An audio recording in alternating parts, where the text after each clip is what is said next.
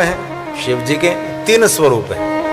शिव का एक स्वरूप है जगत सर्जन के लिए स्वयं ब्रह्मा जी, और भगवान शिव जी का दूसरा स्वरूप है श्री हरि भगवान विष्णु, और भगवान शिव जी का तीसरा स्वरूप है रुद्र, जिनको हम भगवान शंकर कहते हैं, जिनको हम भगवान महेश कहते हैं। इसलिए गुणत्रय, रजोगुण स्वरूप ब्रह्मा को मैं प्रणाम करता हूं, सतोगुण स्वरूप श्री हरि भगवान विष्णु को मैं प्रणाम करता हूं, और तमोगुण का अधिष्ठाता भगवान शिव जी को मैं प्रणाम करता हूं।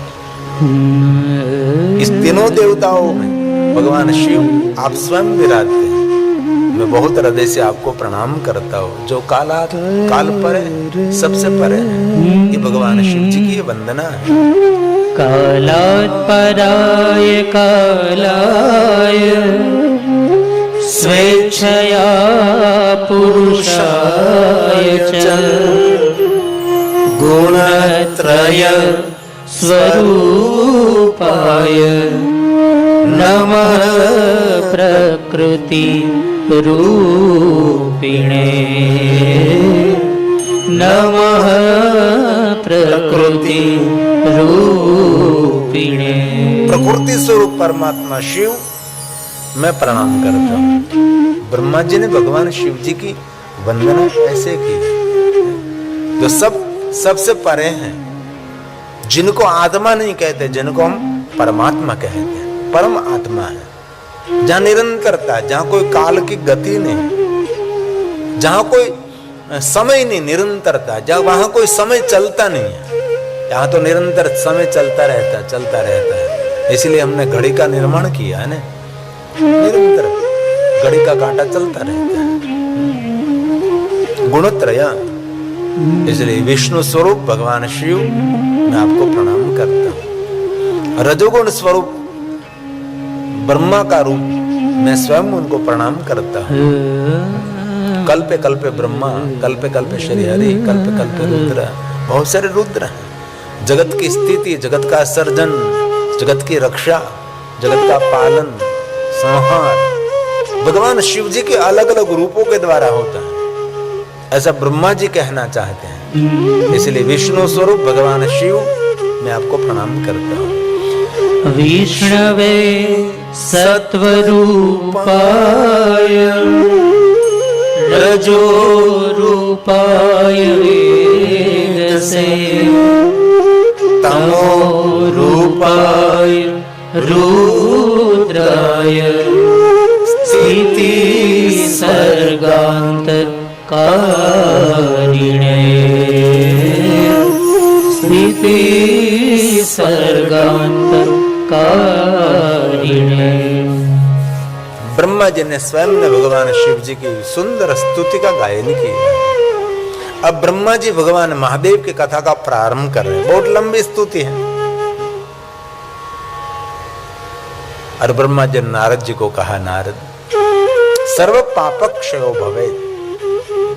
आपके समक्ष में भगवान महादेव की कथा का प्रारंभ करता हूं, लेकिन ये कथा जीवन के सभी पापों में से मुक्त करने वाली कथा है, नकारात्मक वृत्ति को शांत करने वाली कथा है। हम दोनों मिलकर भगवान शिव जी को याद करेंगे। शिव तत्वम नामयम, हम दोनों मिलकर भगवान शिव जी को प्रणाम करते हुए भगवान महादेव की कथा का प्रारंभ करने जा रहे हैं। अब ब्रह्मा जी ब्रह्मलोक में नारद के समक्ष भगवान शिव जी की कथा का प्रारंभ कर रहे हैं।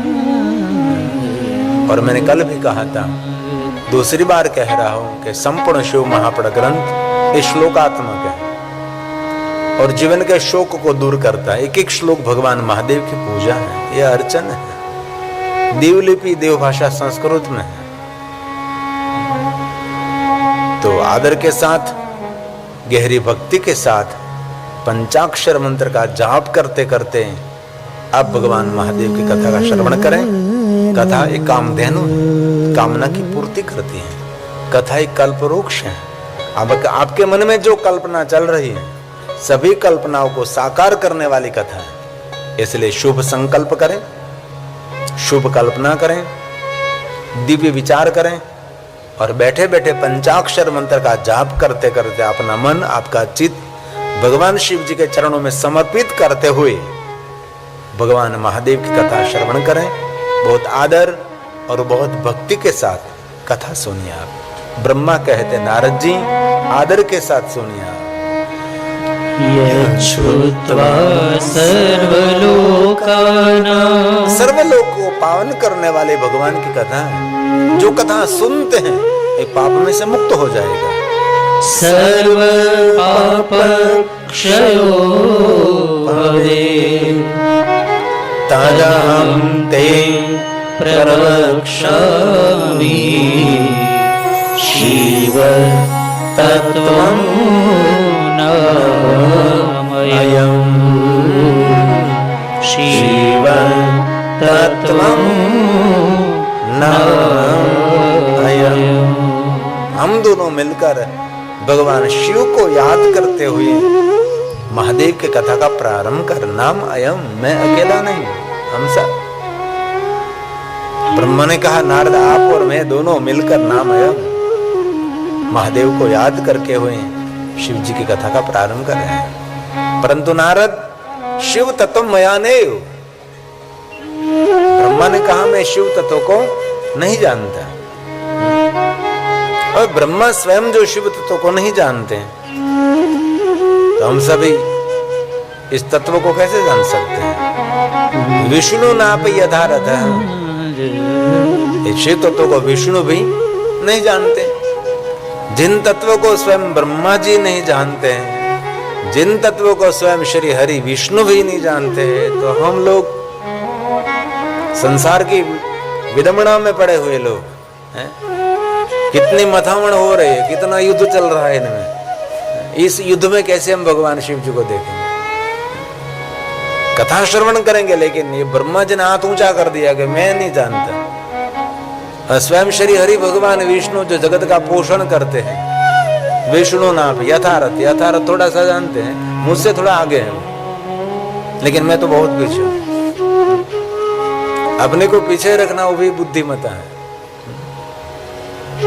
शिव महापरंतर्गत शिव तत्व किसको कहते हैं, उनका सुंदर निरूपण किया है। हम लोग बोलते हैं शिव तत्व, शिव तत्व, तो शिव तत्व क्या है, उसकी व्याख्या क्या है। मैंने शिव महापड़ ग्रंथ में से ये सब एकत्र किया है।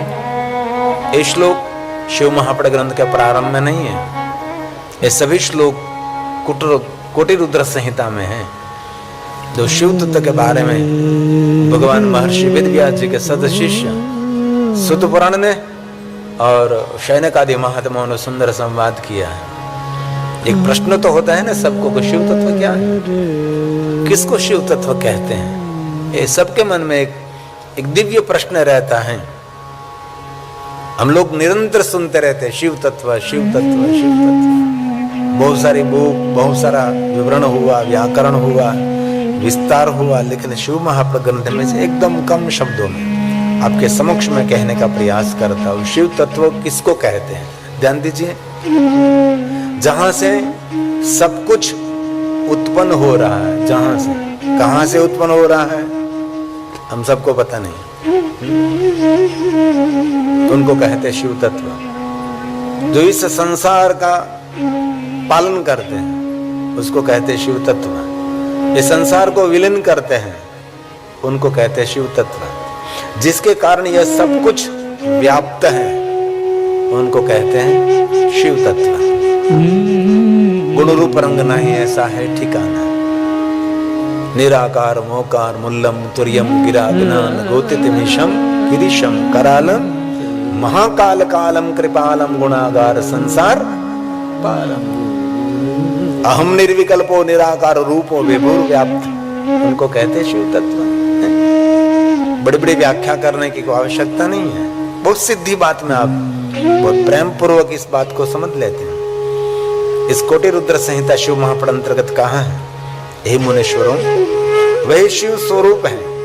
उसी को वेदों में सकल कहा है, निष्कल कहा है, आकार भी कहा है, निराकार भी कहा है, ओमकार कहा, निर्विकार कहा, निराकार कहा। उनको ही शिव कहते हैं। जहां से जगत का प्रारंभ होता है, जहां जगत का पूर्ण विराम भी होता है, जहां से जगत का संपूर्ण संचालन हो रहा है, इस तत्व को कहते हैं शिव तत्व। तो सूत पुराण ने कहा इस तत्व को कोई नहीं जानता। इसमें भी कहा है इस तत्व को ब्रह्मा स्वयं नहीं जानते, इस तत्व को श्री भगवान विष्णु भी नहीं जानते, इस तत्व को सनकादिक मुनि भी नहीं जानते हैं, और सनंदन सनत कुमार भी नहीं जानते, इस तत्व को नारद भी नहीं जानते। ऐसा श्लोकात्मक भगवान महर्षि वेदव्यास जी ने शिव महापुराण अंतर्गत शिव तत्व के बारे में सुंदर विस्तृत विवरण किया है। विष्णुनाथ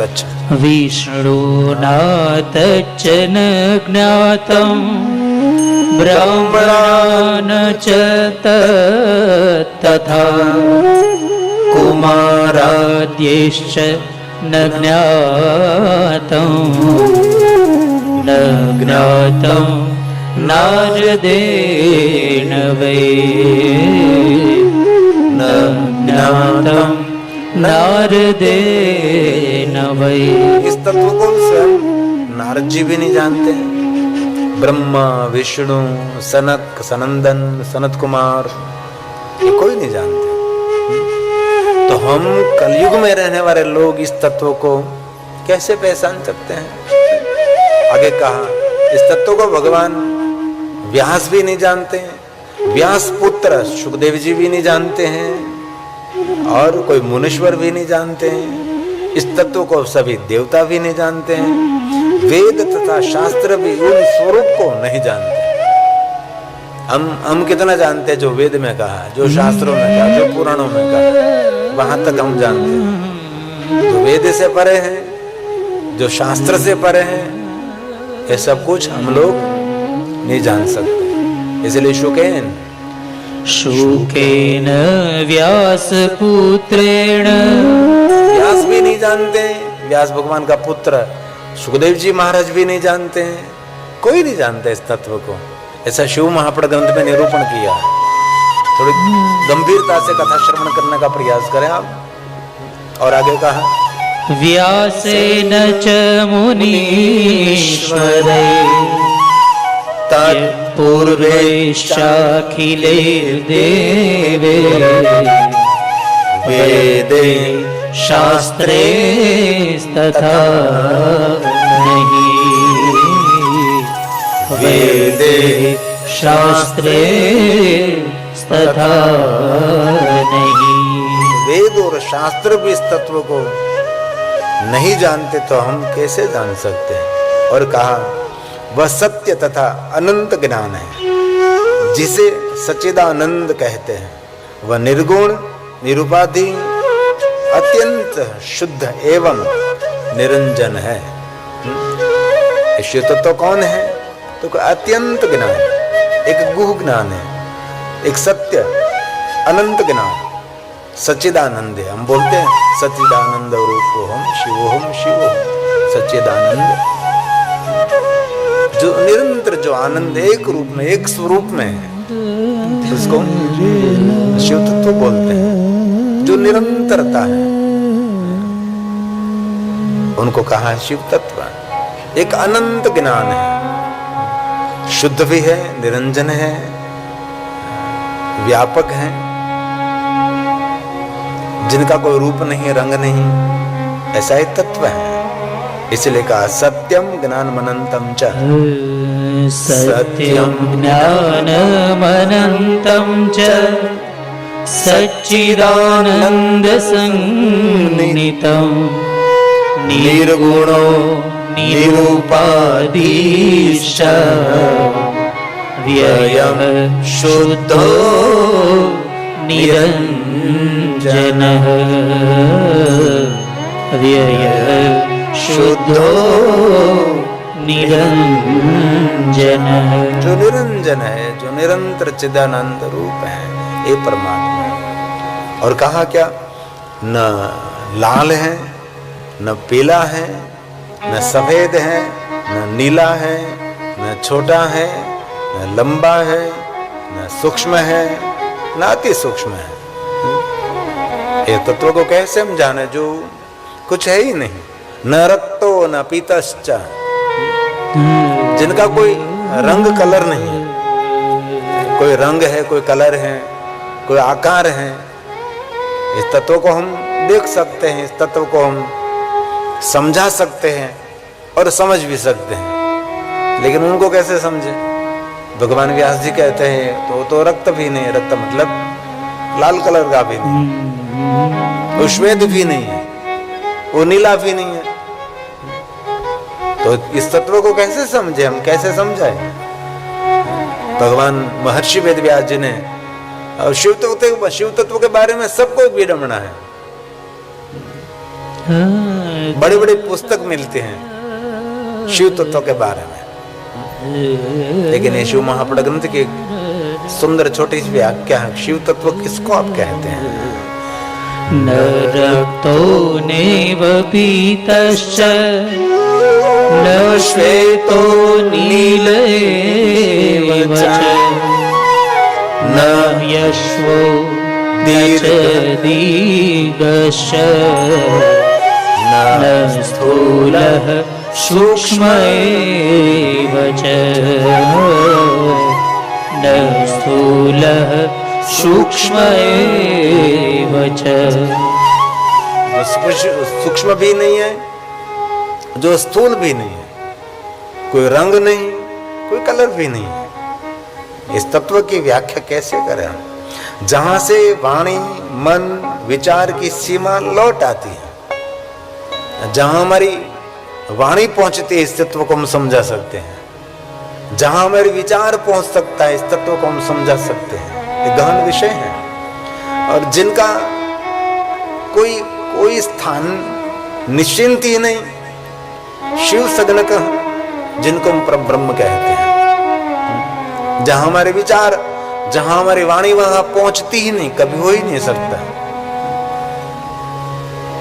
ये जगत में ब्रह्मा ने स्वयं ने और श्री हरि ने भी कह दिया, भगवान महर्षि वेदव्यास जी ने भी कह दिया कि इस तत्व तक हम नहीं पहुंच सकते, इस तत्व की कोई व्याख्या हो ही नहीं सकती, उनको शिव तत्व कहा जाता है। और हम लोग वहां कभी पहुंचने का सपना भी नहीं देख सकते, क्योंकि हम सब तो हमारी व्यवहारिक सामाजिक व्यवस्था में हम सब हमारा जीवन पूर्ण कर देते हैं ना। हमारा जीवन कैसे पूर्ण होता? बस व्यवस्था में, संग्रह करने में, सुविधा एकत्र करने में, बस छोटा सा जीवन है। इस तत्व को जानने के लिए हमारा कोई प्रयास भी नहीं है, कभी उनके बारे में कभी हमारा कोई चिंतन भी नहीं है। ये तत्व क्या है? यतो वाचो निवर्तन्ते, यतो वाचो निवर्तन्ते अप्राप्य मनसा, मन से भी अप्राप्य है। तदेव परमं प्रोक्तम् ब्रह्मेव शिवसंज्ञकम्। कौन तत्व है? ब्रह्मेव शिवसंज्ञकम्। उसको हम शिव कहते हैं। हम तो कहाँ शिव को देखते हैं? एक शिवलिंग में, बस यही शिव। ऐसा नहीं होता। ये तो बहुत कम शब्दों में मैं समझाने का प्रयास करता हूँ, और बहुत महापुरुषों ने तो शिव तत्व के बारे में कितना विस्तार किया है। बड़ी बड़ी बुक उन पर, बड़ा बड़ा लेख प्रारंभ हुआ ये छोटी छोटी बात में। ये जानने का विषय नहीं, ये स्वीकारने का विषय है। बस जगत सर्जक कोई है, सुंदर विश्व का सर्जनहार कोई तो है। कौन है? कहाँ बैठा है? क्या कर? कि माँ धारो धाता सुरजति की मुपादानी तेजा, किसी को पता नहीं। इसलिए कहा जिस प्रकार आकाश व्यापक है, ध्यान दीजिए, उसी प्रकार वही भी व्यापक है। आकाश का कोई अंत नहीं, तो ईश्वर भी अनंत है और यह माया से परे है। हम सब माया से भ्रमित हैं। जो कुछ नहीं है वो कुछ मान लेते हैं। राजा जनक ने अष्टावक्र को पूछा था ना कि मुझे रात्रि में सपना आया था कि मैं भिखारी हूं और मैं राजा हूं कि भिखारी हूं। अष्टावक्र जी ने कह दिया, आप राजा भी नहीं, आप भिखारी भी नहीं, आप कुछ भी नहीं। यही तत्व है। लेकिन ये तो बहुत हमारे लिए तो समझना बहुत मुश्किल है। इसलिए परमात्मा द्वंद्व रहित है, मत्सरता रहित है। इसमें कोई द्वंद्व नहीं है, कोई उन्माद नहीं है, कोई उछल कूद नहीं है, कोई उपद्रव नहीं है। और हमारे में तो उपद्रव है, उछल कूद है, बहुत कुछ हमारे में सब में है। इस तत्व तक पहुंचने के लिए हम कभी सोच भी नहीं सकते। ये ऋषि मुनियों भी बहुत सालों तक निरंतर ध्यानस्थ रहते, बाद में भी मेरे नेत्र खोलते और समाधि में से जागते तो कहते नेति नेति नेति, बस कोई है, कौन है, कहाँ, पता नहीं, कोई है, बस इतना स्वीकार लेते, कोई है, बस इतना जो आपके मन में एक भाव प्रकट हो गया कि कोई है, तो समझो आप पहुंच गए। इतना ही सिर्फ भाव प्रकट करे कि कोई है, हमारा अस्तित्व है। तो हमारा अस्तित्व कब होगा? हमारे पिता का कोई अस्तित्व है तो हमारा अस्तित्व रहा हो ना। और हमारे पिता का अस्तित्व कहाँ है? उनके भी पिता है और उनके भी पिता हो। जो पहला पिता है ये जगत के सर्जक है, जहां से प्रारंभ हुआ, जहां से यात्रा का प्रारंभ हुआ। इसलिए आकाशम व्यापम, आकाशं व्यापकं यद्वत् तथैव